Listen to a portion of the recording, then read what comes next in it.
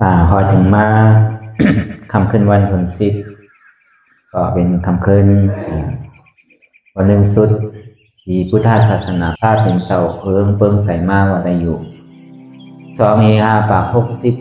69ลักนี้ปีได้2 เฮงไปปากเศร้าปีก็จากสกเรน3 ปาก87 คู่เฮมดาวตู้เข้าใหม่เป็นเดินทางรองอยู่9 คำปีคิดวันที่10 เดือนเอเปรปี2026ในปางสร้างคือกรรมดรานาตาวิปัสสนาภาวนาหาหันยอดธรรมนาตาปอกรรมทนสีที่วัดนาตาวิปัสสนากรรมฐานวันปมเรามือดอกกัดกูเจเวงเจ้าตะรงเจตอนตนตีเมืองไตปอดจานนี่ก็เป็นข้าวยำเขียนทว่าที่ได้อ่อนกันอย่างตั้งเขาสุนิปันไปละคำเนี่ย6 โมงต่อถึง8 โมง9 โมงในสังในก่อเป็นข้าวยำเรียนเท่าที่ได้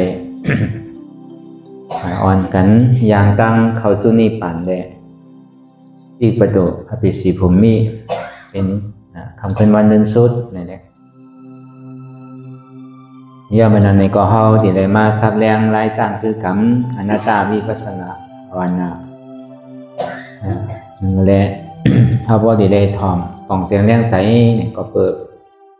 เขาก็ได้ถ่อมอนัตตากูเห็นกูข้าวยำก็เปิด เกิดสอนกรรมฐานเอาแน่นี่ก็เอาอนัตตาวิปัสสนาเหมือนที่กัดกูแน่นี่ก็อ่อนตั้ง ที่ปวนเที่ยวได้มาตั้งตั้งอ่อนตั้งสุดจองอ่อนตั้งวัดอ่อนตั้งสุดที่มีดีอันเท่าไรอ่อนกันนั่งอยู่สร้างคือกรรมอยู่คล้องยามมือเดียวใน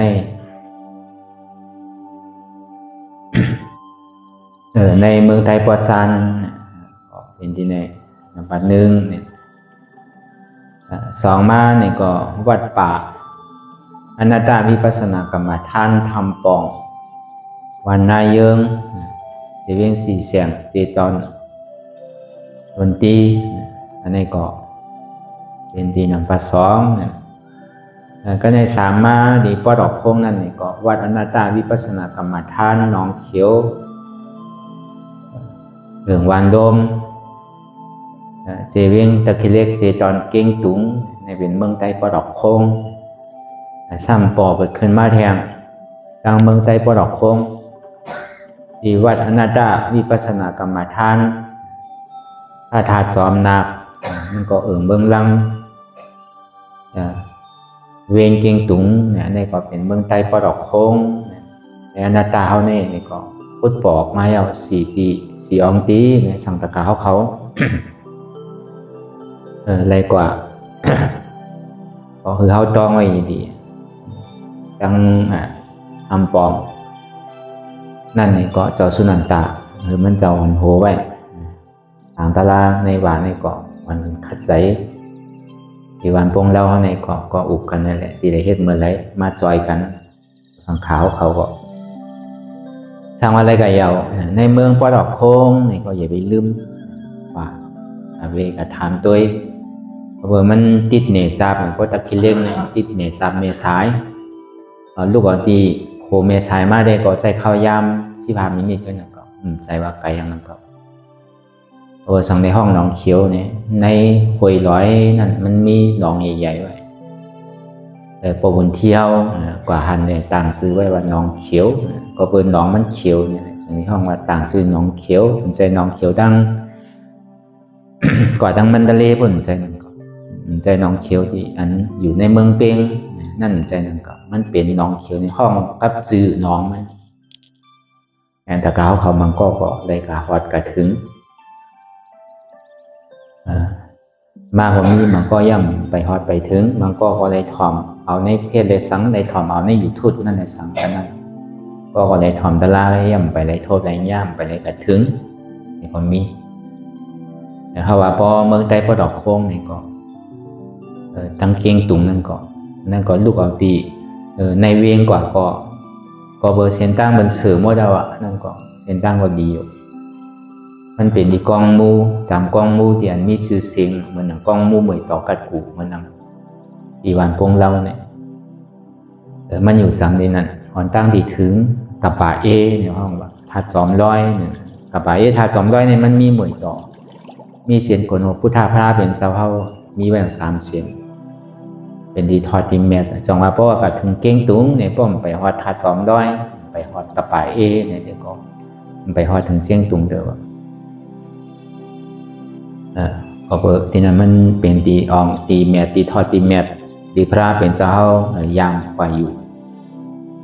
ยามกับเมื่อขิงนั้นข้าวยามในเมืองเก่งตุงเนี่ยน้ำท่วมหมดน้ำท่วมเสียง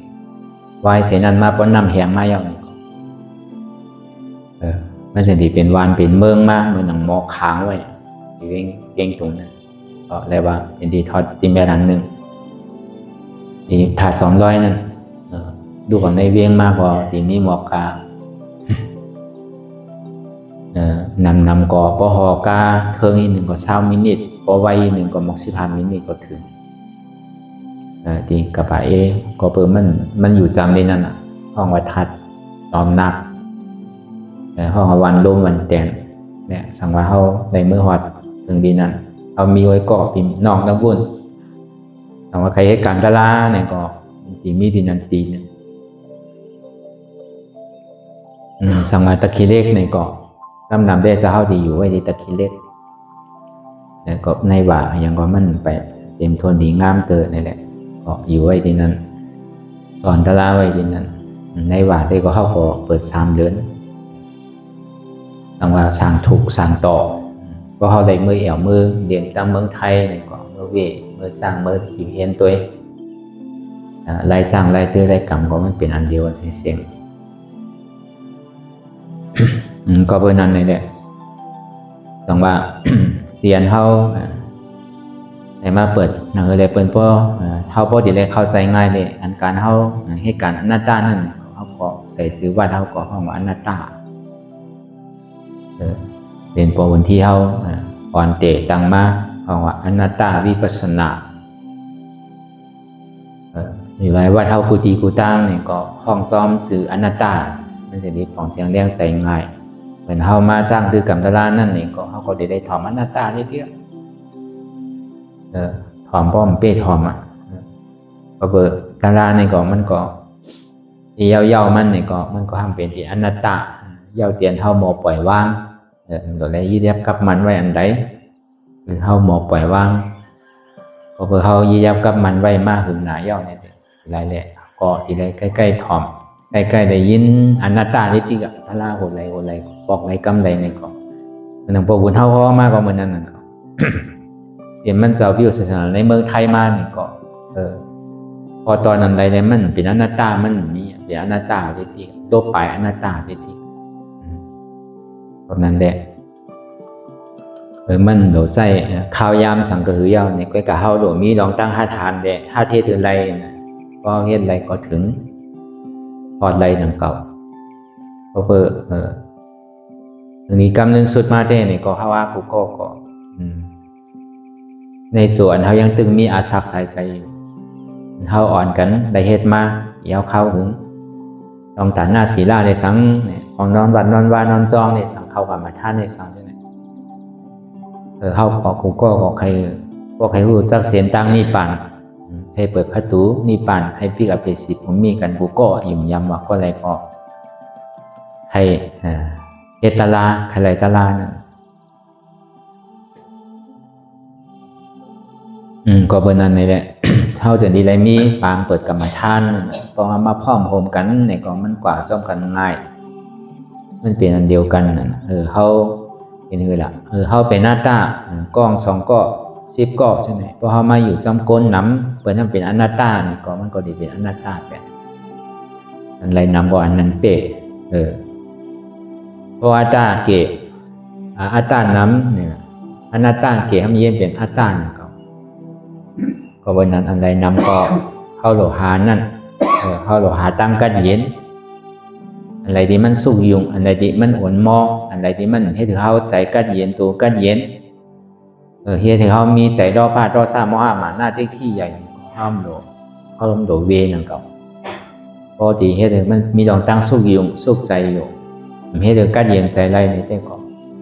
เฮาก็สำรวจมีหยังปิอย่าเฮาวนทัดสังตัวที่ไรแหละเฮ็ดเฮาใจกัดเย็นไรเฮ็ดเฮารอพาดยอมลงต่อสายยอมลงซั่นน่ะเฮ็ดเฮาผู้นำผู้ตัวไรนี่ก็เฮาก็สำรวจเลิกเอานั่นก็เพิ่นบังคับเพิ่นใจที่สั่งเฮาใจเหมือนอาณาศึกแหละเฮ็ดไรนั่งไรก็ว่านั่นก็เพราะวันนั้นเนี่ยเฮาเลิกเกิดได้เลิกได้เฮาเกิดมาเป็นสังให้เฮามันเลิกได้ด้วยการตานเฮาที่เลิกเป็นได้เลิกได้มันมีที่เฮาดีกว่านี้เพิ่นได้ของเฮาย้อนนี่ปั่นเฮาก็ย้อนอยู่ผู้เซียนน่ะเพราะเฮาก็วัดก็ว่าเฮาก็กันต่อวัดว่านี่ก็เจ้าเขาก็เป็นปั่นนี่ปั่นเฮาก็ย้อนนี่ปั่นมันเย้าดีนี่ปั่นดิๆอ่ะด้วยการนี่ปั่นซ้ำที่ได้เฮ็ดซื้อที่ได้จ้างซื้อได้มื้อนี่อันนั้นน่ะผู้ลายมันย้อนกันไหลนี่ปั่นว่านั้นมันใจเป็นนิ้วย้อนได้ปั่นกันได้สังว่าปั่นกันได้ได้พระเป็นเจ้าปั่นเฮาหมดเฮาก็ถิ่มมากึดข้างคำไว้ดิเฮาขวาจอมพระเป็นเจ้าหมดที่ได้เฮ็ดได้จ้างได้ตื้อกรรมเอานี่ที่ได้ย่างจอมอาริยมรรค8เปิงนี่ป่องแสงแดงแสงในเสจตรา4เปิงแน่เป็นเส้นตั้งอันยอดที่ว่าอนัตตาสุดยอดนั่นน่ะเป็นเส้นตั้งถึงจิกถึงจอมถึงยอดก็เป็นเมียวเจี๊ยบก็เจี๊ยบก็สุดก็ยอดนั่นก็เป็นเมียวตู้ค่าก็สุดปักสุดเปิงมันน่ะในรอก้าหลงนั่นยามตู้ค่าเหมือนกันในนี่แต่เขาไปยามนั่งเนาะยามนั่ง1 ชั่วโมงได้สั่งไปยามนั่งอีปอก็มีน่ะอารมณ์มันเปมาดังไรก็มันว่าตู้ค่าขานใจเนี่ยเจี๊ยบว่าเจี๊ยบขานใจว่าขานใจเนี่ยก็กับปอสำหายหมดสำลีอ้ามของว่าเฮาหามันน่ะเนาะเมื่อเฮาเหตุการณ์มันได้เจ็บบ่ทุกข้าวก็กับปอลงกว่าซ้ำเบาตัวเบาใจมันเป็นเช่นนั้นน่ะเพราะว่าเฮาไขป่นทุกข้าเนี่ยก็คือมันสุดๆถึงหมดมาเสียงอยู่จอกไหลเสียงไรก็อีพี่กว่ากึดกะข้างกะคามะมาหมดมาเสียงคือมันเจียวหมดเจียวสุดเจียวเสียงพอทุกข้าสุดก็สุขภาพเกิดคำเดียวพออนิจจาสุดนี่ก็นิจจานี่เกิดคำเดียวพออนัตตาสุดนี่ก็อมตะว่านี่เกิดคำเดียวมันมีหลองตั้งสารคัดกันไว้ใช่ไหมในรอบการเนี่ยของว่าเขาก็ตีได้ทอนในลาดในห่อนั่นกับอนิจจาทุกขาอนัตตาเขาก็ยามลาดยามห่อเขาพอเขาตีนอนใช่ไหมอนิจจาทุกขาอนัตตาเดี๋ยวเขาก็ใกล้เฮ็ดอยู่ไว้กับอนิจจาเป็นสังทุกขาเป็นสังอนัตตาเป็นสังเนี่ยก็ในก็ยุ่มว่าเขามาจ้างตื้อกรรมตะละคนถึงมา10 คืนวันเหมือนในแต่ก็นำก็เกะเขาก็ตีหู้พองอันเฮาหู้นี่ก็เขาก็หู้มาลอยๆนั่นน่ะเนาะอันเฮาหู้อีเฮาก็ซ้ำหู้มานำนั่นน่ะอันเฮาหู้มานำก็สำคัญหู้โตตอนแทงต่อถึงเฮาพอที่ในป้นในออกขาดหลงได้ป้นมันที่ได้เฮ็ดซื้อป้นที่ได้จ้างตื้อกรรมซื้อได้ป้นนี่ก็เฮาก็ยุ่มว่าหู้อยู่ในโตไผใส่มันพอเฮาขามไรเฮ็ดไรเต้นี่ตัวหึงบ่สุดเต้นี่ก็มันก็ดิสุดเต้นั่นก็นั่นแหละในล้อกาหลงเนี่ยพอดีเอาจอมล้อกาว่าได้มันสุดอีปอกมันเป็นรูเรียกลายค่ายกว่าติ๊กเป็นอนิจจสะพอตึงอ่ำมันอ่ำกึมไหลลาปล่อยยังตึกปันตรงมีมือยาวมือสุดมือเซ็งเป็นโกนก็อ่ำมันกึมเป็นผีก็อ่ำมันกึมเป็นสางก็อ่ำมันกึมมันนึงเป็นอนิจจแต่เซ็งย้อนเบิ่นนั้นในโกนก็ทุกข์ผีก็ทุกข์สางก็ทุกข์สัตว์ทั้งหมดทั้งเสียงเนี่ยมันเปสีผมมีแค่ทุกข์เลยโกนเฮาแทงสัตว์เรสันเปกตะอสุรกายนารายใช่ไหมย้อนเปิดเป็นนั่นแหละต้องว่าเป็นทุกข์เนี่ยย้อนเปิดว่าลูกตีอันนั้นมันกึมนั่นมันจะดีเป็นทุกข์ลูกตีทุกข์ยาวเนี่ยมันจะดีเป็นอนัตตาที่เต้มันอุปเปิงไรหันมีภัยทีเลิกไรมีภัยตาดีคือมันเหมือนใจเหมือนคอไรเนี่ยผีแลสังแลสังโกนแลสังถ้าแต่ว่าตั้งหมดตั้งพึกนั่นแลสังเนี่ยก็มีภัยตาดีเลิกไรเนี่ยย้อนเปิดมันเป็นสภาวะอนัตตาที่มันสังกับอุปเปิงพองงำหรือมันไรเนี่ยย้อนเปิดนั่นแหละเมื่อเขายังตึกเป็นโกนในเนี่ยก็เขามีการมีขันเขามีส่วนมันส่วนใดส่วนเป็นมีตื้อตั้งอันสั่งถูกเต้เมียเลยเสียเป็นเสียงอันเฮามาเกิดเป็นคนอันไผ่คอยเฮาเนี่ยมีผีก็คอยช้างก็คอยอันเฮามาเกิดเป็นคน ถ้าแต่ว่าเขาตั้งเมื่อตั้งเสียงในสังไปตาสุราไก่หน้าไล่นั่นในสังของเขาแค่นควายเขาพอเบอร์มือเขาพูดเนี่ยเขาเฮ็ดกว่ากาวาครับเป็นเขากับเป็นสัตว์เลี้ยงสัตว์เขาจังรัดความแกเขากับเป็นเปกตาฉะนั้นบางพวกเขามาเปียมาเนี่ยเขาถามว่าเขาตีคู่เนี่ยเขาช่างกูเขาช่างเป็นอาคู่โสแทงเนี่ยก็เปิดเขาใครป้วนเนี่ยเขามีอย่างผีเนี่ยเปกตาฉะนั้นสุราไก่ฉะนั้นบางพวกเขามาเปียผ่างหางเนี่ยเขาฉะนั้นทีเดียเขาใจมาหลอกเขานางเก่าเขามาเปียเนี่ยเขาว่าเขาใครป้วนคือปันกู้โสเขาพองอันนั้นอันตรงนาลายนั่นเนี่ยก็เหมือนนั้นเขาเปิดเขาได้เฮ็ดอากู้โสกันเบิกตู้จะเลิกไว้ลองมันนอตู้จะเลิกกว่าจีตู้จะเลิกกายตู้จะเลิกก็เปิดเขาเฮ็ดลองตั้งเบิกเนี่ยเขาลงตั้งไตก็เปิดเขาอ่ำเฮ็ดลองตั้งดีเขาก็ซ้ำลงตั้งไตเดี๋ยวย้อนไปนั้นอ่ะอันก็เป็นอาเปสีภูมินั่นพอเปิดเกิดมาเป็นภาวะคนเนี่ยเฮ็ดว่าลองดีเนี่ยว่นดีก็หมอว่นลาดดีก็หมอลาดว่าเฮ็ดดีก็หมอเฮ็ดว่าย้อนเปิดว่าเป็นใจตู้จะเลิกเลยสังย้อนเปิดลองลาดลองตั้งอ่ำดีเลยสังย้อนเปิดลองเฮ็ดการลองอันนำดีนั่นเลยสังเนี่ยหวานกันกระตกอยู่ในอาเปสีภูมิย้อนเปิดว่าอ่ำเฮ็ดก็เปิงหนึ่งย้อนเปิดว่าเฮ็ดนั่นก็เปิงหนึ่งซ้ำกลุ่มกาวนลองอ่ำดีลาดลองอ่ำดีเฮ็ดลองอ่ำดีลองอันดีซ้ำหมอวนลองอันดีซ้ำหมอลาลองอันลองอันดีซ้ำหมอเฮ็ดเนี่ยก็เปิดอ่ำเฮ็ดลองดีเละก็เปิดเฮ็ดลองหมึกเนี่ยย้อนเปิดนั้นเนี่ยอย่างนี้ลงกว่าตั้งใจเนี่ยก็เขาก็เป็นนั้นตุค่าขันใสหามือเปี่ยวมือมนโจเลียดมือหวนกำเดียวก็มีย้อนเปิดนั้นเนี่ยเขาก็ยุ่มว่าตั้งนามานั่นสังวาก็เลยป้วนในนารายนั่นในสังในป้งอเปสีภูมิในเปกตานั่นในสังมาเลยป้วนอสุราไก่นั่นในสังวาเลยป้วนลองอันเป็นสัตวานั่นในสังตึ้งติ่มเฮ็ดทางยาวลองอันว่นดีลานดีเฮ็ดดีในย้อนเปิดตัวเสาเก่าว่นอ่ำดีลานอ่ำดีเฮ็ดอ่ำดีเลยจึงเลยมาขามอากุโสลองอันตัวเจ้าเก่าเลยเฮ็ดไว้มีไผมาเฮ็ดปันอันนี้เขาก็มุงมองเขาเลยมาเกิดเป็นโกนผีเขาทางเขาก็หนังนั้นหนังเก่าก็อยู่เมืองผีเขาก็คอยโกนเฮาหนังเก่าอันดีคอยนั้นในกาปันเฮาเลยมาทบญาศาสนาพุทธาเนี่ยก็เบอร์ในศาสนาพุทธาเราเนี่ยมันเหมือนหนังเจอพันเฮาดูต่างเจอเฮาเฮ็ดต่างเจอมันช่างดีไรต่างตนบ่เดอเสมาทบญาศาสนาพุทธาเราศาสนายังตึกเฮืองเพิ่งใสลองตั้งวิปัสสนาเนี่ยยังตึกกึนยังตึกมีคนสนใจยังตึกมีกวนลาดปันห่อปันอยู่แหละมีกวนเขาใจอยู่แหละอันนี้เนี่ยผีเขาเนี่ยคอยหนาวเจลายหนาวดีคอยหนาวก็เปิดเขาดีมาถ่อมมาสังในมันง่ายๆก็เปิดเขาเปี่ยวป้นตีป้นเดือป้นตั้งในมังปอกลืมกว่าผีเนี่ยก็มังปอกเนี่ยหนึ่งผีเขาเนี่ยมังปอกเปี่ยวป้นตีป้นลืมกินอาหารล่าก็มีแบบผีเขาเนี่ยพอดีตายเนี่ยลืมกินอาหารล่าสองมาเนี่ยกู้โสเซงสามมาเนี่ยอาศักสุดก็เป็นนั่นเขาตายผีก็ผีเขาก็คอยเขาหนังเขาเนี่ยก็เปิดเขาก็อยู่ในเมืองพุ่งปีนั่นก็เปิดมังบอกมังก็เนี่ยพุ่งตะโคคำเมืองหนังผีอันตีไรทบญาศาสนาพุทธาเจ้าเรียนเขาเลยทบญาศาสนาพุทธาถ้าเป็นเจ้าไรจอยหรือในศาสนาพุทธาคำลาเป็นเจ้าเนี่ยพอเขาตายว่าเย้าเนี่ยก็เขาก็อยู่ในหอในหางในหอทางดีทางมั่มเป็นอันดีคอยดีอามอนั่นนะตอนนั้นคนเสียใจยังคอยนะก็เปิดคนเสียใจ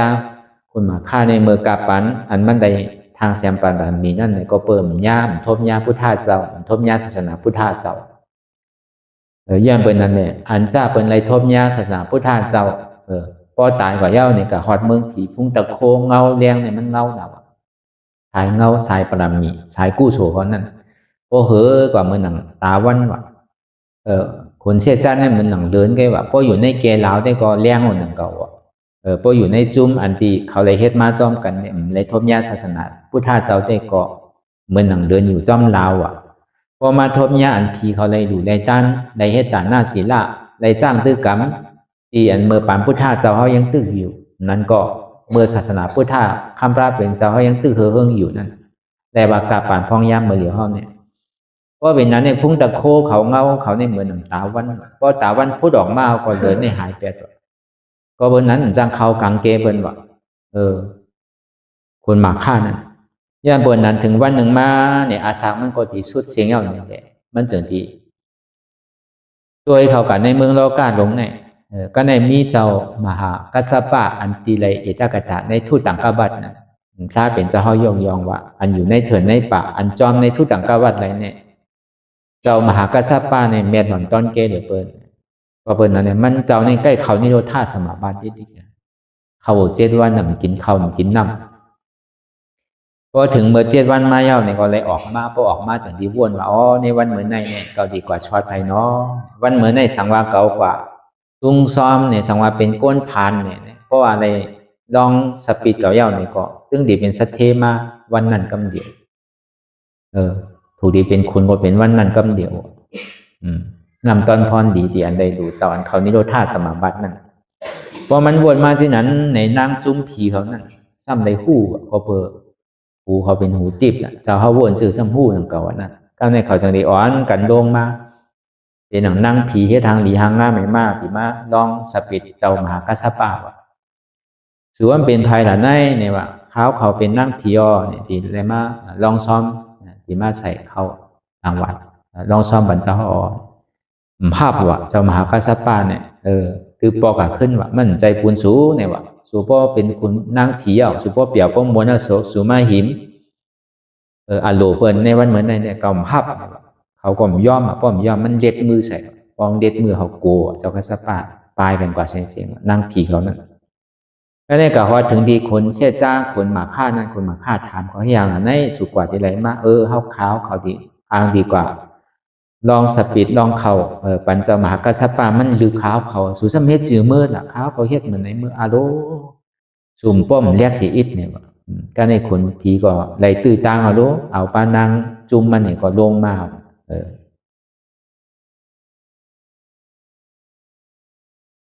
ป้อลงมาอย่างนี้เขาก็ผ่านเฮ็ดเหมือนหนังก้นเทาก้นตุข่าน่ะผ่านเฮ็ดไว้เฮ็ดเหมือนหนังเฮิรนก็ตุข่าเทาก็เทามาเยาเป็นนั้นเหมือนหนังเป็นตุข่าก้อยกาเจ้ามหากัสสปะเนี่ยมันเจ้าทำตั้นเอาหยาดมันเจ้าตัวว่ะใจเอาอันดีเกาตีกว่าช็อตเขาแน่มันเจ้าจากนี้ไปมาเลยก็อยู่ไว้นาเฮิรนเขา2 ผัวเมียน่ะเขาก็เฮ็ดแกงเหมือนน้ำพันว่ะไปกว่าไปไม้ตั้งหึงว่ะก็ดีแกงหันกับเดี๋ยวกูเจ้ามหากัสสปะฮู้ตันเขานั่นน่ะเพราะเป็นนั้นมาเนี่ยเขาก็เฮ็ดขิงไปกว่าไปมาอาสั่งเหมือนหนังตาโมหลูๆนั่นแหละให้อย่างนั้นเป็นไผนั่นมันจกอยู่นาเฮือนเฮานั่นนายเท่าตัวโลเป็นไผนั่นเนี่ยด้วยกับตัวมันอ้อมใจเจ้ามหากัสสปะหาในเนี่ยใจรุ่นนั้นเนี่ยเขาจึงดีกับย้อนคว้างเลยเอาย้อนหอบสปีดมากว่ะก็ย้อนหอบสปีดเขาเนี่ยเอาใส่ปันก็เอาใส่ปันเย้านี่ก็เขาจึงดีเอาผาปิกปันนี่แหละแต่ในป้อยืนปันเจ้ามหากัสสปะเย้าเนี่ยอายเขามันออกมากอายเขาเนี่ยมันใจเหมือนเขาเมืองกวนเนาะเขาเมืองผีเนี่ยมันหอมนะมันเขามีในมันใจมีในเมืองกวนโน่นไงเป็นเขาเมืองผีโน่นไงเขา2 ก้อนเนี่ยใจกวนโน่นไงมันเจ้าถึงดีเอาตาหยามันเจ้าวนตัวเลยมันใจอะไรมันเป็นกวนเป็นคนหมาฆ่าเลยนั่งจุ่มมันว่ะนั่งจุ่มสุจารานะเพราะเป็นนั้นมากกว่ามันจึงดีลามันไว้อย่างเมื่อเป็นคนเช่นจ้ามใจได้เป็นคนมาข้ามใจได้ที่อย่างในเมื่อมาหิมส่วนใดส่วนเป็นเบอร์นั้นเนี่ยเจ้ามหากัสสปะหลาบันเขาท่าบันเขาท่าบันเขาหลาบันเขาเพราะเป็นนั้นในเขาดูเนี่ยจองไรกู้โสห้าเนี่ยว่ะก็รางวัลไรเนี่ยว่ะพอไรก็กู้โสอันวันนี้มันเป็นคุณถาเขาเนี่ยว่ะเจ้าคุณหมากคันก็ในอย่าไปเฮ็ดทางอย่าไปมาแปดต่อทางเนี่ยว่ะบอกตีมาเนี่ยอย่าไปเฮ็ดที่ไหนทางสังวาเมืองได้แน่เปิ้นไรลองซ้อมเขาแต่เพราะเป็นตุ๊กตาเนี่ยมันดีเป็นสัตเทกำเดียวถูกดีเป็นขุนเมืองก็เป็นกำเดียวคาเนี่ย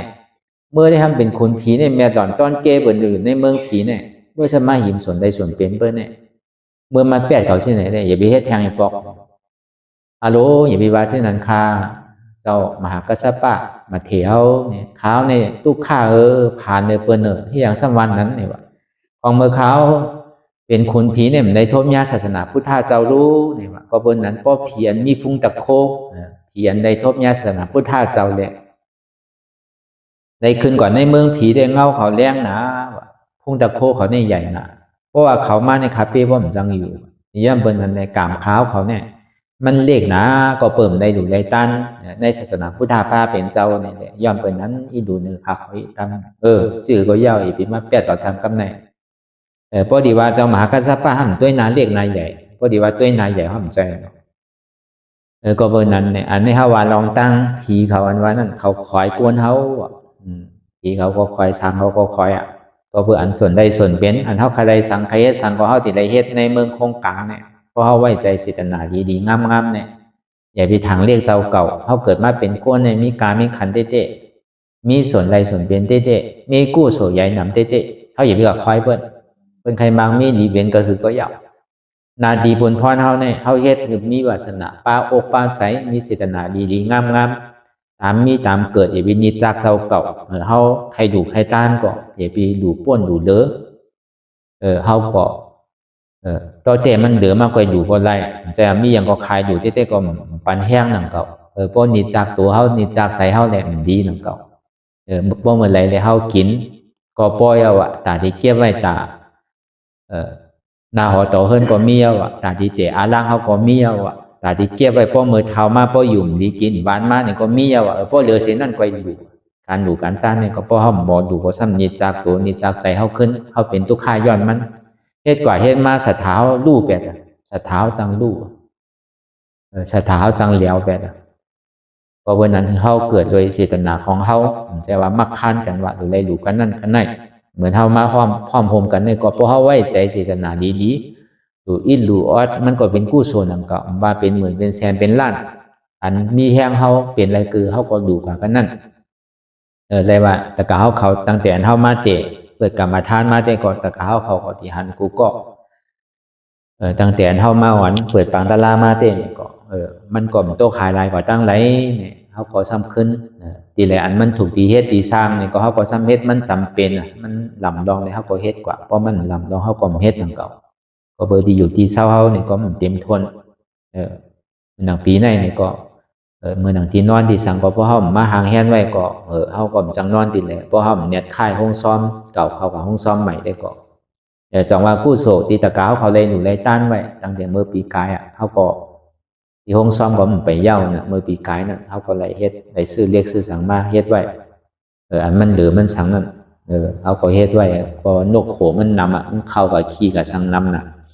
อย่างเบอร์นั้นมากกำไนเนี่ยก็เฮ็ดตีล่างหวานล่างสั่งก็เฮ็ดตีกิ้งตีนอนโยกี่เขาเนี่ยโยกี่เขาก็ประมาณปีไรก็อันเท่าไรอยู่ไรตันเขานำพักซ้อมจะไหนก็อันมันเหลือมากกระหือเนี่ยก็มันก็ซ้ำขึ้นแต่ที่เฮ็ดตีสร้างตีว่าเขาก็ดีขึ้นสืบเวทกว่าตะกาวเขาตีเลยหันอยู่เปิดห้องซ้อมเขาไปเย้าดีเขาตีได้เสือโจเปียเพราะมันเดือก็ตีได้ชอมันดูตาสีมันเนี่ยคือมันเย้าอันแรงนั่นกว่าอันใดถูกตีเฮ็ดก็เฮ็ดการลอยๆเพราะมันแดดก็มันดีนั่นก็กาปานพองย่างเดี๋ยวเนี่ยเงินคำก็หายากหวานเมืองก็เหมือนเก่าก็เข้าใจปองใจอยู่เพื่อกะเพราะเขาไว้ใจศิตนาดีๆงามๆเนี่ยก็เลยว่าตาหน้าก็เขาก็ไล่น้ำก็เกะเขามาให้สร้างด้วยกรรมตะลาเนี่ยศีลศีลาเนี่ยก็เขาได้เอาเขาก็อธิษฐานเอาว่าศีลข้อ8เนี่ยแล้วในสม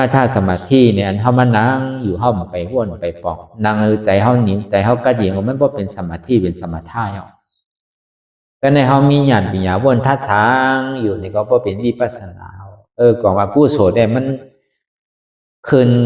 มันไหลมันพร้อมโฮมกันเสียงเพราะเขาหมอไว้เจตนาดีๆนี่ก็จังว่ามันเป็นที่อันถูกดีหวานเสื้อหวานพัน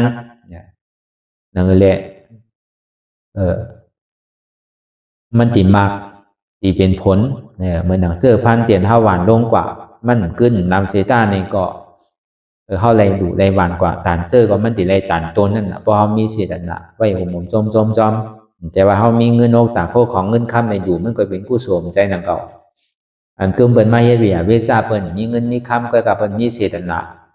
มาเฮ็ดกายกู้โสก็เป็นกู้โสเขานั่นเก่านั่นมันก็ทำอยู่ที่หอดีเฮิรนจังเฮ็ดสางก็กะจอนโจมอยู่เป็นเฮ็ดการตลาดเป้คอยเปิ้นสำหรับเก่าอยู่ดีในเก่าใครกะเฮ็ดเอาไหนก็เปิ้นเก่าก็อยู่ดีมีไปหอไปเฮิรนเขาก็โหมโจมมีเจตนาจึงปลอดข่าวใส่เลยโจมจังก็เป็นกู้โสนั่นเก่าผู้สวนว่าในโปรโมเอาเนี่ยมันจะว่าตัวมีเงินมีคำหนูมาเฮ็ดมาสังกอมใจนั่นก็ เพราะนั้นพอเฮาหมอไว้วางใสหมอผมจอมการดีการทอดการแมดก็จังว่าอันมันหมอผมจอมการดีการทอดการแมดในศาสนาพุทธะคำลาเป็นเจ้าในนำตอนมันนำเดือเสียอันเมื่อนอกศาสนาพุทธะเจ้าก็เปิดนั้นกาปันพอเฮายามเมื่อเดี๋ยวในเฮาเลยมาทมยามหมันมาทมยามเมื่อกันเมื่อศาสนาพุทธะพระเป็นเจ้าให้ยังตึกเฮิงเปิงใส่แน่ก็เฮาก็คัดใจหั่งไผหั่งมันจังว่าเฮามันสู้มาเขาเลยมาจ้างตื้อกรรมดารานั่นก็ประสังในยอกี่ใหม่เขามาทัดตัวก็มันมีอยู่48ยอกี่เก่าได้ก็ใครมี50นะอะไรว่ามันโตตอนยอกี่เก่าเขาก็พามดื่มยอกี่ใหม่เขาก็สำคัญโตตอนมาทางเนี่ยที่ไหนก็บอกว่ามันเป็นนำตอนยิ้มย้ำว่าเขาหากูก็นี่ก็ใครดาราใครการดีการทอดการแม้นเหมือนกันอ่ะมันกาบมันเปลี่ยนที่ไหนเอาหลังดอกมือปีกายห้ามเป็นยับรถยับกาโปรแกรมนี้ความเป็นซ้ำยับถึงมาเดินถึงมากับเมื่อเดี๋ยวในซ้ำนำมันกาเป็นตึกเป็นต่อกัน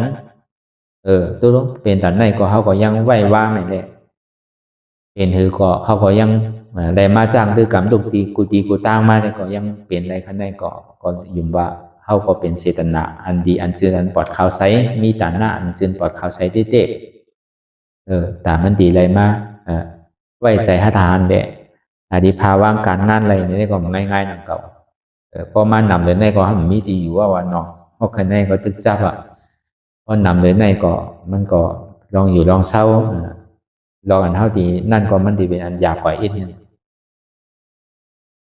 แต่ก็วันนั้นเนี่ยพอเอามาตัวเนี่ยมันเปี่ยวซ้อมตลาดหลีตลาดถอดตลาดเมียกันวันนั้นก็เบอร์สั่งในเฮาเลยหูขึ้นในตัวในใสจ่องมาคือเฮาโปทางใหญ่ในตัวเฮาอย่าไปทางเด็กเฮาเกิดมาเป็นก้นในอันเปิ้นคอยเฮาในหมีเฮาอย่าไปกับทางใหญ่เปิ้นอย่าไปใครกับเป็นพีเป็นซังโดกคาดใจคือมันไรตลาดไวๆในภาวะสังในไรก็มันเป็นซังเฮาโดกคาดใจให้ถึงมันไรเฮาหู้ตัวหู้ใจเฮาน่ะก็สินั่งมันไล่กัน2 ชั่วโมงเนี่ยก็กะฮอก็เฮิรนก็เหมือนกันเป็นนึงก็อยากหู้ไล่มันอย่างน่ะก็ในพันบินเนี่ยมันผายไว้ว่าเฮาหลวงหมอพันเนี่ยบ่ปอกะฮอเฮิรนเอาก็หลวงพันตัวนั่นน่ะอันเนี้ยมันเป็นตอนสอนอันเฮาถูกตีแล้วจ้างตื้อกรรมกว่าต่อโจสุดปานน่ะใจว่าจ้างมื้อไหนยาวกว่ามื้อไหนจ้างปังตลาดกำไหนยาวกว่ากำไหนใจพอเฮาใกล้เฮ็ดเนี่ยก็เฮ็ดกว่าเฮ็ดมากคาดนั่นก็อยู่ฮออยู่เฮิรนเนี่ยมันเหมือนมาเขาวงจ้างตื้อกรรมตลากันเนาะก็เบอร์นั้นเนี่ยพอดีมาวนท่าสางตัวหลีงามๆแต่เมืองหนังเจ้ายำเนี่ยเมืองหนังเจ้าคู่เขาอยู่ในเมืองอิงกลัดในเมืองนอกในสังในเมืองไทยนั่นในสังอันเป็นมักมีหลีเป็นอันเป็นขึ้นใหญ่ใหม่สูงแน่กำหนำเนี่ยเป็นมานั่งตลาเนี่ยเป็นใครใจกัดเย็นได้คือการงานดีคือซีปอยเยดีคือลองไปมังมีดีคือใจกัดเย็นอันมักตลาโผตลาเนี่ยป้อมีไผใครไรวะป้อสอนลองมักตลาโผตลาในก้นป้อมีวะป้อสอนสมถะสอนใจกัดเย็นในก้นซ้ำกึ้นน่ะวะเนี่ยเจ้าเฮาก็ยามหูเจ้าคู่เสียงเนี่ยมันเจ้าใกล้ลัดพอมันเจ้าก็ได้มาเข้าตลาดยามอยู่จอมโปบุญมา2 วันก็เดี๋ยวได้มันเจ้าอยู่ไว้ที่เมืองอเมริกาก้อยกับอันขึ้นเนี่ยอันก็ลองอันเหตุการณ์ตลาดเต้ๆนานๆเนี่ยมันขึ้นใต้เฮาอ่ะ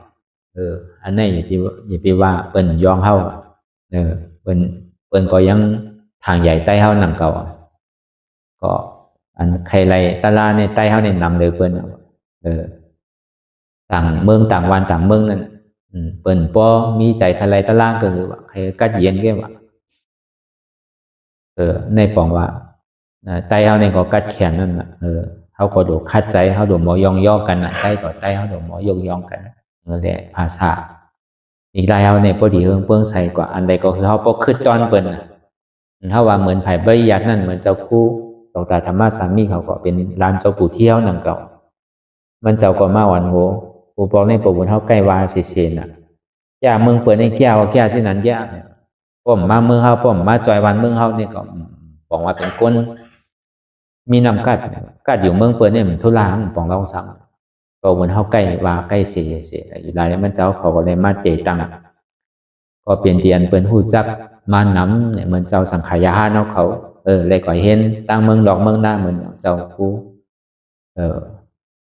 อันว่าเฮาลาดนั่นเมื่อเรียวลูกเห็นที่ก็เห็นตั้งเมืองสีโหเลสังก็เห็นในเมืองกอกในสังในก็มีอ่านโหเฮียงมันก็แลว่าวันนาทาปลายมาได้ก็คือเฮาในก็มันดีขึ้นใหญ่ใหม่สูงมาเด้ๆเฮาว่าลองไผ่ปริยัตินั่นในก็เหมือนเจ้าครูธรรมะสามีเขาได้มาอ่อนหัวโทษนะเฮ็ดลักสุดใหม่ในเมืองไต้ปัดปืนเนี่ยเมืองบานปัดปืนเนี่ยมันก็มันเลิกเจอเลิกเคลื่อนเหมือนกับมานมากกว่าสอนไต้มากกว่าสอนก็ลองมาเป่ามากกว่าสอนเขาเจ้าก็เด้อเขาเป็นเหมือนนั้นหนังเก่าเขาสอนตะลานนี่ก็เฮาใจว่าดูเอาฮับไต้เฮาก็ใจพี่น้องปาโอเขามาเฮาก็สอนพี่น้องมานมาในเฮาก็สอนใจว่าเฮาไปแจกเพจเจอเคิมใจแจกเพภาษาใจก็เพื่อเฮาเป็นตัตนะเนาะเฮาเป็นไผ่อยู่ตัตนะมันใจเป็นดูมู่เย่มันใจเป็นชิปอยเย่มันใจเป็นไหนงานเย่เฮาเป็นตัตนะเย่นะเพิ่นเฮาว่าแต่เย่เนี่ยมันเลิกภาษามันเลิกเจอเพราะว่าไผ่ปริยัตินั่นเนี่ยเขาเจ้าก็มาเตะตังด้านจอมในพุทธะตะกะโตในเมืองหลวงตอนตีนั่นในเมืองหนังเฮาเป็นไผ่วิปัสสนานั่นก็เมืองนั้นหนังก็เพราะมาป่องแสงแรงใส่ที่เตะไตเฮาอันมีดองตั้งนำกันเลยฮัดลาฮัดอุพัดสาเนี่ยมันมีโดยเฉพาะผู้เฮามีไปแทงเพราะหลายวิปัสสนาเนี่ยพอที่ในก็เบอร์ตัวทบมันเจ้าก็ทบมาเตะอะไรมาเตะเป็นมาเตะเนี่ยแหละตอนที่เอาดองตั้งตลาดไตเนี่ยมาฮอเนี่ยมันอยู่ในเมืองไทยเนี่ยก็มันเจ้าก็ฮอตลาดไตพอยาวก็เจ้าผู้ใหญ่จินเขาปิ่นปันเป็นภาษาไทยเลยซ้ำอาจารย์มิลาเขาปิ่นปันภาษาอเมริกาภาษาอังกฤษจะไหนเลยมันเจ้าก็ฮอไตนี่ดีกันอันนี้ก็เบอร์ห่างก็เบอร์มันเจ้าหักเจอเคยไต้เนี่ยก็เบอร์มันเจ้าว่าอยู่เมืองไทยในไต้ในป้อมหันมาเขาตะไลเนี่ยกลุ่มการมีไทยมีคนเมืองดอกเมืองนามีกาเขมีกาอเมริกาเนี่ยปู่ใกล้วาเสียเวลาไหว้นั่นมาเนี่ยปู่มาเปิดไว้เสียเจ้าเขาปังปู่มาเปิดที่เมียสายเลยก็พี่น้องไต้ได้นำนะเขามาเปิดที่พาแตกเนี่ยเขามีเป็นปากนั่นเราวิหารในบ่เต็มหมดมีเป็นปากไปอันนี้ก็ประวนมาหาเนี่ยก็จมพ่อพี่น้องไต้เขาเลยมาตีเตตลาไต้ตลาเตียนหามาเนี่ยเป็นพี่น้องไต้เป็นเขาเนี่ยเป็นไต้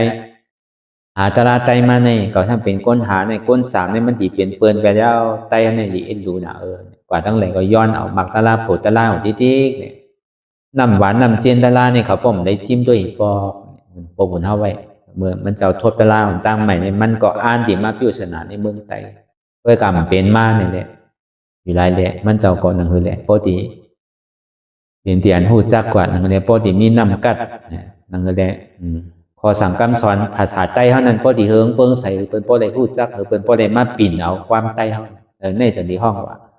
น้ำกัดของใต้นี่มีน้ำกัดอยู่ไรแหละเขาเป็นแต่การนี่ก็มันนั่นก็เขาขอหลวงหมอยงยองเขาหลวงหมอยงยองกำนำที่เขาเอากำเปิดมาปิ่นเป็นกำเฮานั่นก็เขาเอาตลาเปิดมาปิ่นเป็นตลาเฮากำนำเขาว่าตลาสอนวิปัสสนาในกำนำก็เอาตั้งเมืองมานมาไปนำเมืองไทยเนี่ยก็เอาตั้งเมืองไทยมาไปนำอันใต้เขาเต้ให้ดอกมาแหละขึ้นโตโทษไปเลยจ้างตื้อกับในเอามาสอนทัศนฐานเนี่ยมันพอเขามาทัดด้วยมันมีไผ่ฮัดเฮ็ดเต้พอเปิดมันทบเต้มันพอเต้ถึงเต้นั่นมีโปรบุเที่ยวเนี่ยมันเอาอ่อนเข้ามาก็บนนั้นเนี่ยมันจะหันถึงว่าอนาคาตั้งนามาในลองตั้งวิปัสสนาเตียนลูกจะเข้าไรห่อมันนั่นมันดีเลยเนี่ยมันจะคู่อะไรสิเนี่ยไรพอจะเอามือทั้งปนมันจะใครปันอยู่ในเมืองไทยในวิอยู่มันไรเมืองไทยเนี่ยมันจะว่าพอมีจื่อมีเสียงมันเขาเก้ากันที่อ่ะพอหาเฮ็ดแค่มาเป็นเอาที่อ่ะพวกมันจะไปเสียร้ายถึงว่ามันจะอยู่ดีเซต้าเนี่ยก็มันจะดื่มมาที่ใครอยู่ปองมือแหละก็ถึงมันเป็นนะครับมือปหูเข้ามันก็อยู่ดีน่ะแต่ย้อนลุ่มลามันจะว่าปองมือเนี่ยออกว่าก่อนค่าเช้าออกว่าไปเมื่อเขาออกคับเรียกใครมาอยู่ใครมาอธิษฐานนิดนึงนะว่าที่ในคนน่ะมันจะถึงดิปันอยู่พอดีมาลุ่มลาเนี่ยมันจะดื่มปองที่กันมันเป็นนะก็เปิดมันจะหู้หันถึงตั้งนาอนาคาตั้งนาเนี่ยมันติเป็นหือเนี่ยมันติเป็นหือมีหือม่านบางเดียวเขาเจ้าหู้เขาเจ้าหมุนลาก็เปิดนั้นก็อยู่หลายเลยพอเขามาตัวใส่หงายในการตลาดเนี่ยก็อันนี้ก็มันมีดีแต่กะเขาโดดเลยปันหมาปันแห้งหลังเก่ามันเสียดีเฮิงเปิงใส่มาคนใครเหตุการตลาดเสตาเนี่ยก็เพราะมีเบียวิซ่าก็มันเป็นไรนั่นก็เขาใครเปิดปังตลาดเสตาเนี่ยก็เพราะมีคนเขาก็มันเป็นไรนั่นก็ แต่ว่ามีก้นเขาอยู่ซ้ำมีก้นเปี้ยในซ้ำแดงปันในก็ห้ามได้นั่นก็มันติได้พ่อมันเสียงๆก้นเขาตาลาก็โดดได้มีก้นดูก้นตานก็โดดได้มีเหมือนก้นเอเวียเวซ่าในก็โดดมีเหมือนเจ้าว่าปีในปีในได้ป้อมมีไผรู้กาเขาซ้อมพักซ้อมในกลุ่มเปลี่ยนในโยเนี่ยเจ้าเช้าว่าพอมันมีก็อย่างก็ซ้ำตีเฮ็ดอยู่ที่ก็มันดีเป็นตั้งใหม่แง่เนี่ยสังว่ามันมีก็ตีสืบเฮ็ดอยู่ก็มีก็เฮ็ดปีในก็อ่านไว้เช่นก็กะซ้ำมีมากนั่นก็พอมีมากก็มันก็เปลี่ยนมานั่นก็เบิ่นนั้นอันนี้ก็คือเฮาว่าปองเสียงแรงใสกันกูก็ไว้สายเฮิรนกว่านี่ก็ตลาดเตียนเฮาได้โทษได้ญาณนั่นอันเฮาเป็นลูกอ่อนนี่ก็เฮาก็ดมหมอกันรัดนี่ก้นเฒ่าพ่อแม่เฮาเอาเงินเอาค้ำปันเขาก็ขอมจมนั่นก็พวกเขาฮู้ปองแสงแรงใสตลาดนี่เขาจมเพราะเฮาหมอไว้วางใส่หมอสั่งหมอสอนเขาอันเฮาเป็นลูกอ่อนก็จังสั่งจังสอนจังเอาจังเป็นคอว่างปันเขาโลกเพราะเฮาหมอว่างเหมือนจะเฮามือตึกลุ่มลาปอเฮาอยู่นี่มันจะเป็นเด็กแค่ได้ข่าวมา3 ปีจังเอายังตอบแทนนู้ปันมันใครกินยังก็มันจังกินเกี่ยวก็มันแล้วนะดิจังเฮ็ดได้กินข้าวต้มแล้วในวันใน2 ปอกในใจเขายามเป็นปี2 ปี3 ปีเนี่ยก็ยังได้กินอยู่ที่นั่นน่ะกินต่างเมี่ยวห้ามกินไรน่ะหรือใส่ข้าวต้มแล้วไว้ก็หมอตาลายาเนี่ยก็อยู่ยาวเพราะว่ากลางในเจ้ามาค้างลาวันมาค้าง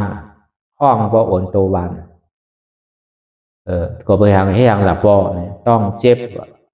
มันก็ทำเป็นก้นยามเฮตาลามานั่นก็เป็นก้นปีญาซี่ก้อนหนึ่งต้องเจ็บต้องในมีอยู่5วนกับมี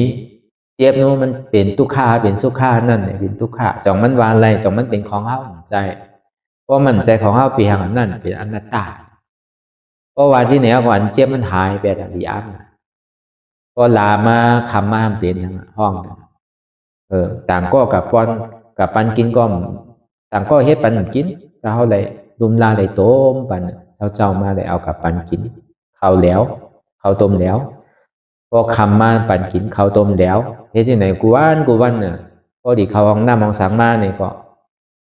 ต่างก็มันเจอแล้วได้ดุมลาก้นเฒ่านี่ง่ายๆก้นเป็นเด็กแพทย์เนี่ยพอใจมันยาวมันเฮ็ดได้เขาแต่ฮู้ว่าใครตายเนี่ยที่แกพอปีน้องก็ไหลมาเนี่ยก็กะวายเฮียงปีพ่องนั่นน่ะคือกะซื้อยาเวอร์ว่ะที่เฮียงน่ะกินคือมันตายไปนั้นตุกข้าหนาเลยว่ะอยู่ที่ไหนก็ทุลางเนี่ยที่กินก็มไรที่กะเขาห้องน้ำห้างก้อยก็มไรลูกก็อยากนอนก็อยากได้เอาคนจอยอยู่ที่เนี่ยตายก็ยังดีอ่ะที่อยู่กับเฮียงก็ทุลางเนี่ยว่ะตายก็เย้าอ่ะเขามันบอกว่าให้กินอ่ะให้กับปันก็กินก็ห้องมื้อปันก็ห้องกินให้ยังนำใครกินวะเป็นก้นโน้โดดกินข้าวเนี่ยกินเพื่อโดดอยู่กันน่ะใจว่าอยู่ว่าตีได้กินใจรู้เป็นก้นก็โดดกินเมื่อไปตายเด้อก็การตีได้ตัวขันฐานเนี่ยที่ไหนกว่าที่ก็มันก็ดีมากก็แค้นมาซ้ำตีได้เอามันไปกว่าวันใน2 ปอกนั่นไล่ไปก้นเปลี่ยนเหล็กแพทย์ใช่ไหมตีได้โยกปันตีได้บริหารปันนั่นน่ะเป็นห้องตีได้ออกจากหมายเย่ไปหมอกควายน่ะดีใช่ไหมป้อมใจยาวได้เหมือนไรนั่นก็เป็นนั้นเขาเป็นลูกเป็นหลานนั่นนี่ก็เขาก็เอากับขึ้นลานนี้เขาเลยอันเขาอะไรมาจ้างดื้อกันเวลานั่นนี่ก็เขาก็สร้างขึ้นกับเราลานนี้ธรรมะมีสวยเขาใช่ไหมเขาโปหูตีปองตีเปียวมันนั่นก็อะไรว่ามันเป็นน้ำตอนพอนดีอยู่นั่นก็เอามาการตลาดพอเขาเอาหมอใจก็หมอใจได้ผมจังว่าแล้วก็มาปองในปองที่มาหลาว่าผมจังว่านั่นเนาะก็ยินว่าหน้าตาในผมใครยินเนี่ยก็จังมีนะมันก็นะเพราะว่าหน้าตาในอารมณ์มันเดือดใจนะนั่ง2 ชั่วโมงเจ็บว่าเจ็บเนี่ยมีกับเจ็บแก่เนี่ยใครยินก็ดิ่มใครยินก็ดิ่มมีก็เพราะนั้นในคำขึ้นวันเหมือนในก็เข้าในรายละเอียดยาวอีกหนึ่งเนาะก็เพราะนั้นในแหละความใจในตลาดมันดียาวอ่ะที่พอดีลาดว่ามันสุดดีปอกก็นั้นในแหละเอาก็สำคัญดีฮอตอนเตียนลาเป็นเจ้าฮอปันอนาตาและคณะสุปันเจ้าว่ากี่5 เจ้าเขานั่นยาวกว่ายาว4 เจ้าเป็นยาหันต่างกว่าก็ในถึงเจ้าทนทามาเป็น5 เจ้าอาซาจิอันก็เลขสุดในปัญจวัคคีย์5 เจ้านั่นอันที่เจ้าอาซาจิเนี่ยมันเจ้าอะไร กะเฮาตะลาปันเจ้าสารีบุตรละเจ้าสารีบุตรละป้อเลยถ่อมได้ยินโดยลองอาจ้องอาโจยเอานี่ก็ตกเป็นซ้อตาปานกว่าคำเดียวเนี่ยเป็นเจ้าอัศจิอันก็ดุนสุดเจ้าปัญจวัคคีย์5เจ้านั่นเนี่ยเหมือนมันเจ้าเฮาตะลาเมื่อเดือน8มนธรรมเสจักแล้วในเดือน8ลอง1คำต่อถึง4คำนั้นเฮาอนัตตลักษณะสุขถึงมาเมื่อเดือน8ลอง5คำนั้นซ้ำขึ้นสืบเฮาอนัตตลักษณะสุขทั้งนี้รูปขันธาอนัตตาวิญญาณขันธาอนัตตาเวทนาขันธาอนัตตาสัญญาขันธาอนัตตาสังขารขันธาอนัตตาอันนี้เป็นคือเรียกว่าที่นั้นเนี่ยในรูปเนี่ยก็บ่สังป้อไล่สร้างคือกรรมเต้เนี่ยมันติดเต่งเงาดูบนตั้งรูปขันธาตัวในบนตั้งเจ้าสนิมาวิญญาณขันธาพวกในเปิงดีกว่าได้มันว่ารูปขันธาเวทนาสัญญาสังขารวิญญาณก็กับป้อไล่จ้างคือกับมันแต่ก็การหนามแต่มันแขวอันใดก็ไล่มันก็พอเอาเฮ็ดตัวทบเต้เนี่ยมันเปลี่ยนเช่นนั้นเพราะว่ามาจ้างคือกับเต้เล่มันสิเป็นอยู่ก่อนตั้งเหมือนเฮาพึกกันอยู่มื้อเดียวอ่ะพอตัวเนี่ยมันสิเจ็บจ้องตัวตั้งน่ะในห้องดูป้าขันธาตัวนั้นมันสิมาที่ตัวตั้งมันไปนั้นกว่าที่ใจเด้อ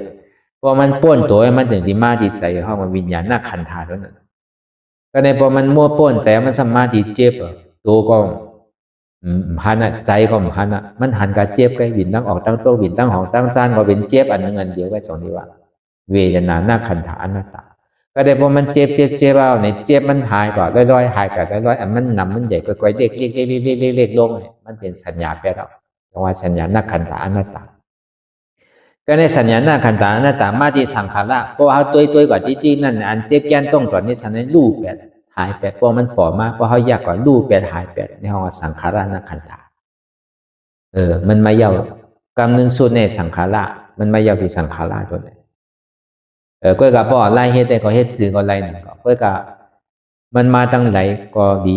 เขาก็เอาเป็นตารางก็กับมันแยกอยู่ก็เป็นอยู่วิญญาณเวทนาสัญญาสังขารนี่มันเป็นหนังไว้หนังก็ป้อในอยู่วิญญาณเวทนาว่านั่นนี่ก็เวทนาสัญญาสังขารนี่มันเป็นจุ่มเดียวกันเมื่อหนังยุคใจเจตสิกจังได๋ก็ยุคก็เป็นยุคใจก็เป็นมโนวิญญาณตัวนั้นเจตสิกแลเจตสิกตัวนี้ก็มันเป็นตัวเวทนาสัญญาสังขารก็ในเปิงของในขันธาเปิงว่าได้ก็ในได้จ้างคือกรรมมันว่าได้มื้อนั้นอันเฮาฮ้ออยู่เนี่ยมันสิได้ผ่านตัวบ่ผ่านตัวบ่ผ่านใจบ่ผ่านใจบ่ผ่านเจ็บบ่ผ่านเจ็บบ่ผ่านสัญญาเจ็บตัวในบ่ผ่านสัญญาเจ็บตัวในเอานี่ก็บ่ผ่านตัวในอะไรมันสิรู้น่ะเวทนารู้บ่เวทนารู้เอานี่ก็มันเข้ามาในสังขารตัวนี้จังว่าในคำขึ้นว่าเหมือนในนี่ก็เฮาสิฮ้อกับการไปลองสังขารขันธาอนัตตาสังขารนี่มันแจกไว้2อันสังขารตั้งนอกเลยสังขารตั้งในสังขารตั้งนอกนั้นมันวนกว่ากาวากาเป็นมันปอกเจ็บอยู่มันปอกวนกว่าตึงเจ็บตึงวนมันปอกยิงวนยิงเปี่ยวยิงวนยิงกว่าเอาวนแปดหลายๆถึงกว่าหลายๆถึงกว่า2ชั่วโมงก็เยื่นอะไรกว่าที่ไหนก็มีเอาลองตั้งวนกว่ากาวากาเป็นวนสังเต็มหูนะวนกว่าที่กันน่ะเฮาว่าสังขารตัวนี้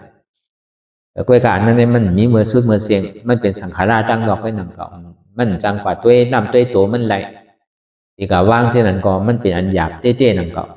เมื่ออันสังขารนั้นเหตุการณ์นั้นมันสิเกิดขึ้นมาซื่อละตัวสังขารขันธาเหตุการณ์นั้นมันสิมีต่อมนัสสาเวทนาในซ้อมนัสสาเวทนาตัวอุเบกขานี่มันมีเพราะมันเป็นสังขารนัตถาตัวนั้นมันมีต่อมนัสสาและซ้อมนัสสา2อันในสังขารขันธาอนัตตาตัวนั้นก็ในปรมัตถาที่อันตัวจ้างคือกรรมว่าเต้ก็มื้อนึงเฮาตัวเจ็บมื้อนึงเฮาเฮ็ดจ้างคือกรรมมาวันนึงวันนึงโตตอนขึ้นจ้างคือความพื้นนึงต้องคายพอเฮาพื้นนึงต้องคายหันตัวสังขารตัวนั้นเพราะอันเสียแกนต้องตอนนี้ซานในพอตัวรูปแปดเลยสังนั้นก็มื้อนึงเพิ่นเอาน้ำทองลงตั้งแต่โหถึงตีนได้หายไปเลยสังนั้นก็อยู่ๆมันเจ็บไว้ดีตีนเนี่ยมันออกกว่าเลยสังมันทุดออกกว่าเลยสังใช่ไหมมันหายกว่าเย็นกว่านั่นในสังใช่ไหมมันซานกว่าเลยหายกว่าเช่นนั้นในสังใช่ไหมอันนี้มันเป็นตัวเวทนาเป็นห้องเวทนามันรู้ในตัวเวทนารู้ในเป็นห้องว่าสังขารขันธาอนัตตาเมื่อมันรู้เนี่ยมันเป็นทางน่ะมันเป็นอนิจจาเมื่อมันเป็นเพราะว่ามันเป็นนิจจาเนี่ยที่มือมันยังขามเจ็บขามเสียบขามไม่อยู่ซึ่งทุกข้าเลยสุขข้านั้นขามย่อมกันอยู่เนี่ย ห้องว่ามันเป็นทุกขเวทนาห้องว่าสังขารนาขันธะอันนี้จะสังขารนาขันธะทุกขะจังว่าอันนี้จะในทุกขะมันก็เหตุการณ์มันจะเพื่อกับพวกมือไหนไปหัวมันเป็นอนัตตาเนี่ยก็มันก็มันถึงที่เอาลองตั้งอันนี้จะทุกขะเป็นอยู่ห้างมันจะจังว่าอย่าไปกับว่นอย่าไปกับมาดหมายจอมจองมันเนี่ยมันถึงเป็นห้างมันอยู่เช่นนั้นลองตั้งอันนี้จะในทุกขะเพื่อมังขอมังปอเขาซ้ำถามว่าเป็นดารานั่นใจดารานั่นเพราะมันยังตึงมีเปลี่ยนดูไปเป็นดารามันตึงเป็นอนิจจามันไปเป็นนิจจาไปแล้วเพราะเมื่อไหร่เปลี่ยนดูมันสุดเพราะเวทนารูปเปลี่ยนดูสุดเวทนารูปเปลี่ยนดูพุทธเปลี่ยนดูสุดอนุรามาญาณเกิดตัดพุทธกิเลสหักเอาเวทนาเนี่ยเพราะมันรู้ว่าเนี่ยมันไปเย้าเถอะมันดิพูดออกมาที่ๆพอมันดูว่าพูดออกมาอันนึงลูกกว่าอันนึงออกมาอันนึงลูกกว่ามันใจสุดเตะเอาเวทนาพอมันดูกว่าเย้านี่ก็มันดิพูดออกพอมันพูดเย้ามันติสุดอันเจ็บอันแก่นนั่นพอมันสุดเย้าเนี่ยอนุรามาญาณเนี่ยมันดิเกิดมาเป็นใจอันนึงอันเดียวแหละมันดิผ่าซับตัดไปติดตัวในสังขารนาขันธาเนี่ยมันเป็นหือเนี่ยบางปอกเนี่ยพอมันยำดูไม่เย้านี่ซึ่งเพราะว่ามันเจ็บแก่นต้องตอดมาเนี่ยพอเฮากับตัวเนี่ยพอเฮากับอยากตัววนอนัตตารูปแปดของปอวนเราเป็นธาตุลมก็รูปแปดเป็นธาตุไฟก็รูปแปดใช่ไหมอันนี้มันยังตึกคำไว้อยู่ที่สังขารมันดีเลยแห้งขึ้นต่อถึงมันถี่ขึ้นถึงเหมือนหนังมันหันเป็นรูปเนี่ยมันหันเจ็บหันทุกขาหนึ่งอันเดียวกันเพราะมันเปลี่ยนที่นั้นมายาวเนี่ยก็อันธาตุตัวเนี่ยมันดีเกิดขึ้นมาเพราะธาตุตัวเนี่ยเกิดขึ้นมายาวมันดีเพราะมันหรือมันอนัตตาเนี่ยมันดีซับแปดในธาตุตัวไหนเพราะซับแปดในซับตัดแปดธาตุตัวไหนนี่ก็เวทนาอันที่มันเปลี่ยนรูปมันกึดแปดที่มาโคไซดียุคเตียมันโต้งไว้อย่างนั้นก็กึดแปดพอกึดแปดเอาเนี่ยมันจะดีเข้ากับที่เป็นอาสังคตะเพราะว่าสังคตะมันมีอันนี้จ้ามันเป็นนิจาแปดมันมีทุกขาเนี่ยมันเป็นสุขาแปดเพราะทุกขาที่สุขกับสุขาที่สุดเนี่ยมันเกิดขึ้นตั้งเปี่ยวตั้งมวลตั้งเสื้อเนี่ยมันจังลาดเพราะมันกะฮอดจอดถึงตีนี่จ้าเย้าเนี่ยฮอดจอดถึงตีสันติสุขาเย้าเนี่ยฮอดจอดถึงตีอมตะเย้าเนี่ยซื้อเนี่ยในโลกาหลงเนี่ยมันมีอันแก่เอาตั้งเปี่ยวตั้งมวลตั้งเสื้อเนี่ยต้องเวทนาหลงลูกก็มันบ่เปี่ยวพวกใครลูกไอ้กาวเพื่อใจมันเปิงเลยเพื่อกับบ่ว่าตาที่วิจิกิจสาโตขาดว่าเย้าเนี่ยเติมเปิงแตกมันเหมือนหือว่ะป้อมมีก็ป้อมแตกเนี่ยก็ซ้ำไรที่เต้มันตานแตกนำเขาโอนใจเนี่ยมือดีเป็นฉางร่องปอกหนึ่งโอนใจเนี่ยตั้งเปี่ยวมันตีเป็นฉางร่องสองมาเนี่ยมือตีเตียนาเฮิรนก็ในสามมาเนี่ยมือสังวันตกผ่องอะไรออกผ่องมากตั้งเปี่ยวอันนั้นเป็นที่นั้นเดี๋ยวสังเนี่ยพอดีแตงเรื่องพอเป็นผู้ยิ่งนั่นนู้เนี่ยตั้งเปี่ยวให้มันเป็นชื่อนะตั้งเปี่ยวผู้ยิ่งมันจังเป็นฉางร่องนั่นเนาะแต่ว่าเมื่อเจนาเฮิรนปอกหนึ่งว่ะแต่สังเนี่ยเหมือนตึกดูไปตึกที่เกิดดูไปดูออกมานั่นในสังปอกหนึ่งว่ะเหมือนมันเวียกไว้เหมือนเบี่ยงทุกข้านั่นนะเพราะมันออกมากกว่าเปลี่ยวอันนี้ก็ที่ว่าแจกนึงเลยมันตึงในก้อยกระป้อมแจกเนี่ยก็ทำตีพูดที่เจมันตึงแจกเลยตั้งเปลี่ยวตั้งมูลลองตั้งสุขามันนั่นลองตั้งทุกข้ามันสุดกว่าสุขามันปอกเกิดขึ้นเป็นมาเนี่ยสันติสุขาวันนั้นสันตินี่มันกว่าหาพี่หาไพ่ที่ไผ่ก็เพื่อมันขามตัวเจ้าก่อนเลยขามตุกขามหยับขามคานใจเลยมันซ้ำขึ้นได้จามด้วยอันที่มันขามมันมีอันแดกบางเมียวเนี่ยมันขามย้อนเปิลมันใจขามย้อนเปิลตัวมันแต่ว่ามันขามย้อนตัวมันเลยมันได้เป็นตัวเฮ็ดเตะจ้างเฮ็ดเตะตัวเจ้าก่อนได้ขามหยับขามผืดเตะตัวถึงอันหยับมันผืดนั่นเพราะสุดกว่าตัวเจ้าเก่าก็ซ้ำได้จามเตะเนี่ยมันจะในหัวอายาศาสตร์ที่ตัวอันเจ้าเก่าไรเฮ็ดมาเนี่ยอายาศาสตร์มันเป็นชื่อก็เป็นอย่างตั้งมนตั้งเปี่ยวนั่นสังวันในโลกโลกการนั่นเป็นเอาขึ้นเอาคำมากองไว้เพราะเจมกว่าเสียงก่อมันแหลกไหลตั้งเปี่ยวนั่นแต่สังว่าคือเฮาอุบในกุนตั้งมดตั้งเสียงเป็นเจ้าวานเจ้าโลกก็เลี้ยวไว้นี่ก็มันแหลกไหลตั้งเปี่ยวมันจังเมียนเลยมาแตกนึงตั้งเปี่ยวนั่นตั้งเปี่ยวมันเปี่ยวมาขนาดกันพอเฮ็ดที่ก็มันดีได้โทษไปยาวนั่นก็วันนั้นพอมันยังตึกเป็นตึกลู่อยู่เนี่ยมันใจเป็นตะลาเตอเนี่ยมันก็คำถามว่ามันเป็นตะลาอะไรตะลาเอามันดูเอารู้อยากกันไหนก็ดูเอารู้เป็นตะลาไปใช่เถอะมันยังตึกเป็นสังขารนาขันธา มันตึงมีลองตั้งหลากหลายตึกเหตุการณ์อยู่มันย่ำไปกึดลองตั้งสภาวะที่มันเป็นรูปนะลองตั้งอนิจจาเนี่ยมันย่ำไปรูปมันไปสุดมันไปตึกมันยังตึกเหตุการณ์อยู่ในปองว่าเขาหลุดในเหตุการณ์กว่าแทงสังขารตัวนี้มันยังตึกปั่นอยู่มันไปกึดเลยพอเมื่อไหร่มันกึดแล้วเนี่ยมันเป็นนิจจาแปลกำเดียวมันเบี้ยมันเป็นรูปทำมันดังเลยมันเป็นอันหนึ่งสืบมาอันหนึ่งรูปกว่ามันเบี้ยมันติหันอะไรมันจะได้หันได้เสียนั่นก็เพราะอย่างที่เขาเป็นพระราชสมาบัตินั่นนะเพราะพระราชสมาบัติเนี่ยมันติมีเป็นรูปมันกึดเดินตั้งเป็นรูปกว่าลูกค้านั่นก็สุดกว่าเดี๋ยวเสียสุขาเปิงหนึ่งเปิงเดียวก็มีอันใดมาจิ้มมาแดงแต่ว่าย้อนเปิดในเป็นมากใจย้อนเปิดน้ำกัดตั้งเปิดในเป็นมากใจย้อนเปิดน้ำกัดเจ้าเก่าในไรมากเป็นมากแต่จังว่าเขาเฮ็ดสังก็ยากเพราะเขาเฮ็ดโดยตัวโดยใจเขาเฮ็ดโดยหวานโดยแห้งเขาเนี่ยเพราะเขาไรมาเนี่ยก็มันจึงดีกึ่งต่างนั้นเขาเฮ็ดเด้มันมีอายาสามันมีการมีขันเตนั่นอันนี้เขาเอาในเปลี่ยนแจกมันกับในอนัตตาเนี่ยพอมันสู้เดียวเนี่ยอมตะมันได้เกิดขึ้นใจอมตะมันได้เกิดขึ้นคำเดียวถึงหู้ว่าเจ้าเก่าเนี่ยในภาวะสังสารเนี่ยมันติดปอดแปดยาวมันติดได้กว่าไกลกว่ายาวทางยาวอ่ะสังสารอันว่าเนี่ยมันติดปอดลงยาวมันติดหู้เลยคำเดียวพอมันเปลี่ยนสิ่งนั้นมาอย่างนี้ก็มันเข้ากับที่เป็นพระราชสมาบัติเป่าเว้าเย็นมวนโจมเซอนอนรับเป่าเว้าไว้ตัวเป่าใจเป่ามีลองตั้งอันมาจับมาเปลี่ยนมีในโลกาหลงในอาเมือหนังมีภัยมีเสมือนมีอยู่เพื่อกติมีสว่างมีหนังเก่ามันมีลองตั้งอันมาสุกอยู่มาจัดมานิจังมายามาเก่ามันเปียวอยู่ห้างมันเสียมันมีอย่างมาดิดมาจับมากับมีลองตั้งเจ็บแกนต้องตอดเนตรชาในมาเสียมาทิมมาถือบนเมียแปดก็เฮ็ดกว่าในเขาดีไรโทษอ่ะตัวนั้นก็เฮ็ดกว่าก็เบอร์มันเป็นโพนาโจนเนาะอันนี้ก็เขาก็เบอร์มันมีเด็กก็เบอร์ลองตั้งเสียจัดร้านวันนั้นก็เบอร์หนึ่งทุกข้าเสียจัดนั่นก็เบอร์เขาเลยขำให้ลองตั้งทุกข้าอยากฝึกคันไซเอาตัวเอาใจดูจุนฮาราดันฮานเนี่ยโดยต่อถึงทุกข้านั้นพอสุดทุกข้านั้นพอเจ็บกว่าพอเจ็บนั้นพอสุดกว่าด้วยก่อนด้วยมาอาจองมันจะดีเกิดมาเนี่ยก็เปิดตัวทุกข้าเนี่ยมันเป็นอาจองทุกข้าอาโจทุกข้าตัวสมุทัยเสียจัดเนี่ยเป็นอาจองทุกข้ามันก็คู่มากครับดีเจเงามันเด็กก็เพื่อเขามีลองตั้งยุ่มพิษยุ่มเปิงอยู่มามีหัวมีขามีมือเพราะอันมีหัวมีขามีมือเกยกะมันมาตั้งไหนเปลี่ยนกรรมไหลเนี่ยก็เขาก็ซ้ำขึ้นบอกเอาถอดออกกรรมนั้นมาดีตัวก็จุนตัวมาดีใจเขาจุนใจมาดีเจ็บก็จุนเจ็บยุ่มว่ามันมีหัวมีขามีมือมีตัวมีใจมีเจ็บเนี่ยมันเปลี่ยนอันมันยุ่มเนี่ยมันเป็นอัตตามเป็นตัวสมุทัยเสียจัดลองตั้งหันพิษวนพิษหันว่ามีหัวมีขามีมือมีตัวมีใจมีเจ็บวนพิษหันพิษวนพิษหันพิษทีเดียวก็ในพออันลองตั้งหันมันเนี่ยวนมันเหตุการณ์จอมมัน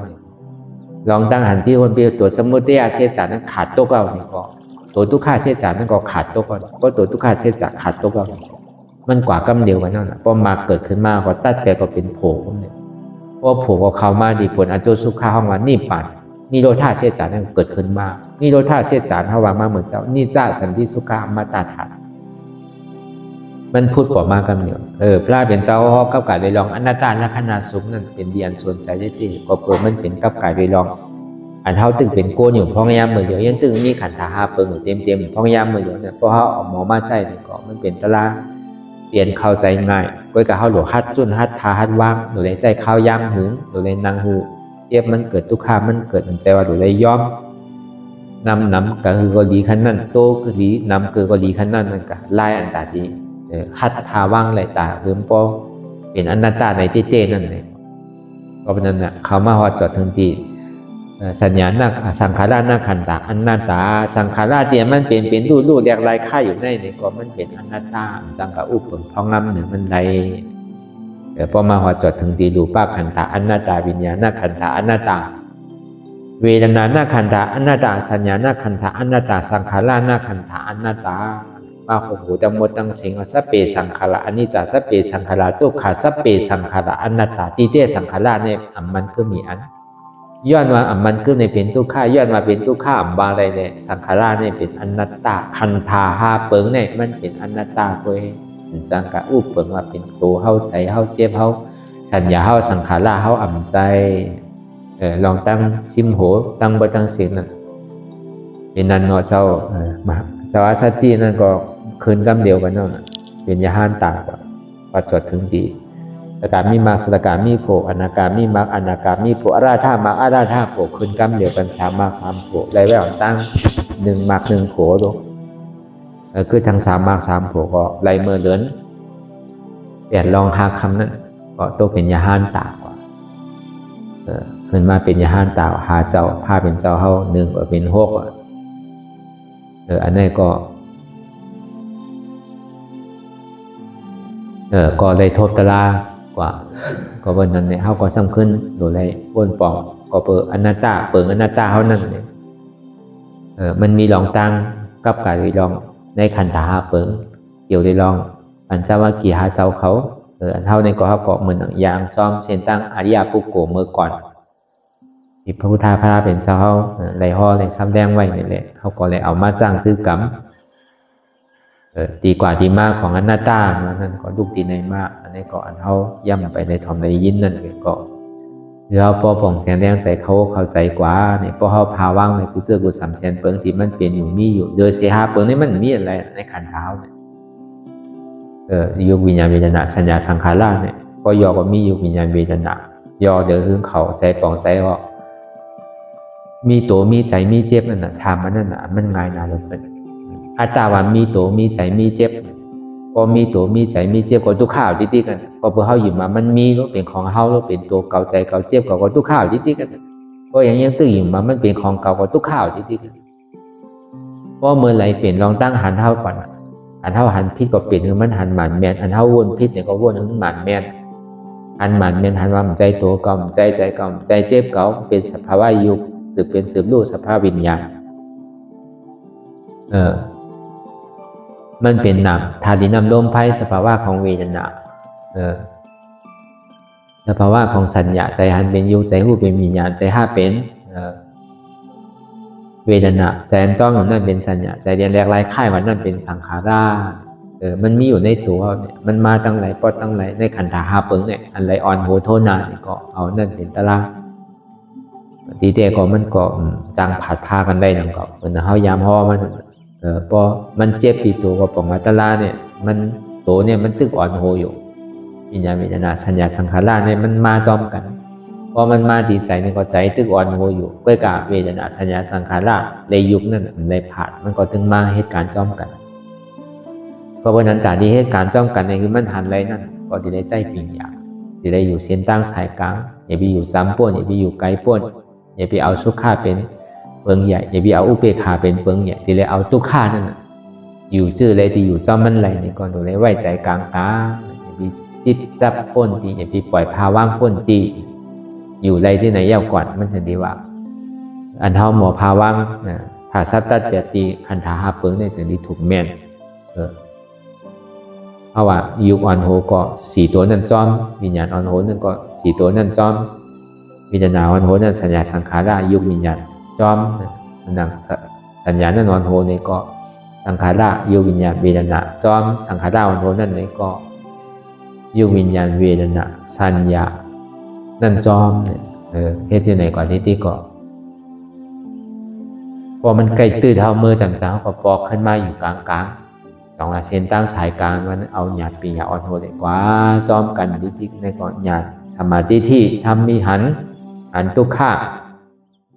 สมาสังกัปปะทำใจหูว่าทุกข้าเป็นอนัตตาสมาธิที่หันเจ็บสมาสังกัปปะวนว่าเจ็บในเป็นอนัตตาสมาธิที่หันเจ็บแก้นต้นก่อนเนสานสันไว้คมแต่ไม่กระดอนแข็งสู้ตุ่มจับยาจิ้มหยับเป็นดูสมาสังกัปปะวนอันที่มันเจ็บแก้นต้นก่อนเนสานสันไว้คมแต่ไม่กระดอนแข็งสู้ตุ่มจับยาจิ้มหยับในเป็นอนัตตามาดีที่หันว่ามีโหมีคำมีมือมีตัวมีใจมีเจ็บสมาสังกัปปะวนว่ามันเป็นอนัตตาก็วนยาวขยับถึงอย่าไปว่าไพ่นะอย่าไปว่าเทิงนะเตียนเท่าหันเตียนเท่าวนเตียนเท่าวนเท่าหันนั่นถึงพอเพียงเป็นกันวนต่อถึงเจ็บนั่นพอสุดวนต่อถึงทุกข้านั่นพอสุดแต่ต่อถึงอาตานั่นพอตกพุทธขัดกว่าอะไรที่มันพูดบอกเกิดขึ้นเป็นมานั่นในกองเท้าพอหมอวนวางแทบตัดเป็นอนัตตาไหล